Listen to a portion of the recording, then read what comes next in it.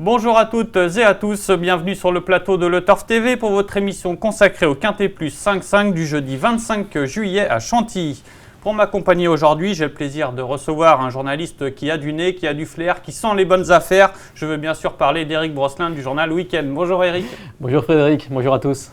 C'est donc le prix de Précy qui nous intéresse ce jeudi à Chantilly. C'est un handicap pour 4 ans et plus sur la distance de 2400 mètres avec 16 concurrents au départ.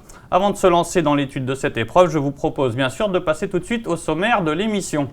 Le sommaire qui débutera avec l'analyse du Quintet 5-5 d'Éric qui en profitera pour nous livrer son bruit des pistes avant de nous récapituler son pronostic et bien sûr de nous livrer son ticket tout fait pour essayer de décrocher le jackpot sur le turf.fr. Alors Éric, je vous propose d'entrer dans le vif du sujet. Vous avez décidé de placer en tête le numéro 7, Mishkin, un poulain encore tout neuf, présenté par un entraînement en forme, celui de John Hammond. Ça sent bon, Éric. Ça sent bon, ça semble être la bonne affaire du jour, on va dire. Mishkin, en effet, théoriquement, l'an dernier, a quand même devancé un cheval comme Zagros, bien connu par les amateurs de Quintet. Il était pris à cette époque estimé en valeur 39,5. Le cheval ensuite a sans doute eu quelques petits pépins de santé. On ne l'a pas revu avant cette année. Cette année, il a couru deux fois dans des lots, on va dire, moins relevés, évidemment, mais bien à chaque fois. Et à chaque fois, il a été baissé au poids. Et il se retrouve en 35,5. Oui, je pense qu'il y a pas mal d'entraîneurs qui aimeraient bien avoir le même traitement quand même. Voilà, donc John Hammond, on sait qu'en général, quand il est traité comme ça, il loupe rarement son affaire quand il court un premier quintet. Donc Mishkin, avant le coup, semble vraiment une base théorique indéniable, oui. Incontournable. Tandem en forme avec Fabien Lefebvre, ils ont gagné le quintet de dimanche dernier avec exactement les mêmes couleurs. Donc, ça sent bon. Ouais, ça sent bon. Ça sent bon. Vous poursuivez avec le 5 Atatir qui nous a un petit peu déçus en dernier lieu. Il débutait sur 2004. C'était un tracé un peu spécial, vous lui en voulez pas? Non. Bon, c'est vrai qu'on va dire théoriquement, il a déçu. C'était le favori, il est 7e, il n'est pas à l'arrivée, donc forcément il a déçu. Maintenant, si on se penche réellement sur la course, c'est vrai que Maison Lafitte, 2400 mètres corde à gauche, poteau numéro 1, c'est vraiment spécial. Le cheval a été pris de vitesse au démarrage. Il a vraiment fini de très belle manière par derrière, 7e. Moi, franchement, il m'a pas forcément déçu. Et je pense que les 2400 mètres, vu la façon dont il a terminé ce jour-là, ça ne va pas le déranger, même si le profil est plus sélectif cette fois-ci. Honnêtement, s'il n'y avait pas eu ce Mishkin que je vois un peu déclassé, je l'aurais mis en tête sans aucun problème. D'accord, ouais. Donc on le rachète en pleine confiance, oui. Ce numéro 5 Atatir. On va passer au troisième cheval de votre pronostic, c'est le numéro 6 My Sweet Lord qui vient de redorer son blason dans cette catégorie. Il y avait une fin d'année 2012 un peu laborieuse, mais c'était bien le dernier coup. Ouais, c'était bien. Faut se rappeler que lors de son premier quintet, c'était l'an dernier, c'était au mois de juillet. Il avait terminé 2e, donc donnant évidemment de gros espoirs, qu'il n'a pas forcément confirmé par la suite. Maintenant, la dernière fois, mois de juillet à nouveau, on se rend compte que le cheval a terminé 4e dans une belle action, montrant qu'il n'avait rien perdu de sa qualité, qu'il était compétitif. Alors là, apparemment, le quintet a l'air de se disputer au mois de juillet, donc la forme saisonnière, on va faire confiance à Monsieur Olgado Guillén, qui est un entraîneur espagnol pas forcément très connu, mais très habile. D'accord. Donc, un peu comme vous, donc au mois de juillet, il est toujours en pleine forme. Voilà. On poursuit avec le 9, Pelvoux qui se plaît à Chantilly, 2 sur 2, sur l'hippodrome des Princes de Condé, et puis il y a Christophe Soumillon. Voilà, son entraîneur a fait appel à Christophe Soumillon, donc évidemment signe de confiance.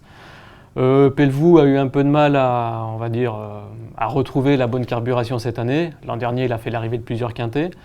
La dernière fois, il a couru en net progrès. Donc voilà, quand on appelle Christophe Soumillon dans un quintet, c'est que forcément on y croit, avec un cheval qui est sur la montante. Difficile d'aller contre. D'accord, on va poursuivre avec l'As virtuel, le top weight, donc, qui a déjà laissé entrevoir des moyens à ce niveau, mais il porte bien son nom. Les performances, elles sont un petit peu virtuelles à chaque fois aussi. C'est vrai. Disons que c'est un cheval qui a montré qu'il avait la pointure, mais qui est souvent malchanceux, parce qu'il doit attendre durant le parcours. On l'a souvent vu attendre côté corde, et puis revenir finir en étant parfois pas très chanceux. Je pense qu'en 37,5, c'est sûr, il n'a pas trop de marge. Maintenant, le jour où ça se passera bien, je pense que Virtuel sera à l'arrivée d'un gros handicap de ce genre sans aucun problème. Oui, puis il a peut-être affronté des lots un petit peu meilleurs les dernières fois. Les lots étaient un petit peu meilleurs. Jean-Pierre Gauvin est en pleine forme. Il a fait une très bonne semaine de Vichy. Comme tous les ans. Comme tous les ans. Donc, pas de doute là-dessus. Je pense que ça peut être une cote intéressante à l'arrivée. D'accord. Ouais. Alors, on va poursuivre avec le 2 Azagaya. C'est un petit peu l'Arlésienne dans les quintés, malgré les espoirs de son entraîneur. Donc, on le garde quand même. On le garde forcément parce que jugé sur son avant-dernière sortie, deuxième de Rio Perdido, c'est quand même difficile d'aller contre. La dernière fois, c'était sur le fameux parcours de Maison Lafitte. Azagaya s'est retrouvé également pris de vitesse. En plus, complètement stoppé à mi-ligne droite. Maintenant, Olivier Pellier, notre consultant, m'a confirmé qu'il n'en avait pas plus que ça. Oui. Donc bon, il n'aurait sans doute pas fait l'arrivée. Cela dit, je note quand même que Carlos Lafont-Parias lui met les œillères australiennes pour la première fois. Donc forcément, à garder dans un jeu, quoi qu'il en soit. Oui, puis si Carlos insiste là, dans cette catégorie, c'est que forcément, il va finir par le gagner, son quintet. Oui, je pense. On poursuit avec la seule représentante du sexe féminin dans l'épreuve, c'est le 11 Sindar's Secret, 2 sur 2 à Chantilly. Et on parlait d'œillères, justement aussi, le port des œillères lui a fait du bien. Hein. Ouais, la dernière fois, avec les œillères, c'était très très bien. Elle a fini de belle façon. Alors maintenant, évidemment, c'était 3000 mètres. C'était le handicap divisé. C'était donc une opposition nettement moins relevée que cette fois-ci. Maintenant, on constate que Sindar's Secret, cette année, quand elle a couru dans des grands handicaps, elle n'a pas fait l'arrivée, mais le terrain était très souple et même lourd. Ce coup-ci, le terrain sera bon. Et normalement, s'il n'y a pas d'orage. On est d'accord. Donc, si le terrain est bon, Sindar's Secret peut tout à fait se réhabiliter dans cette catégorie.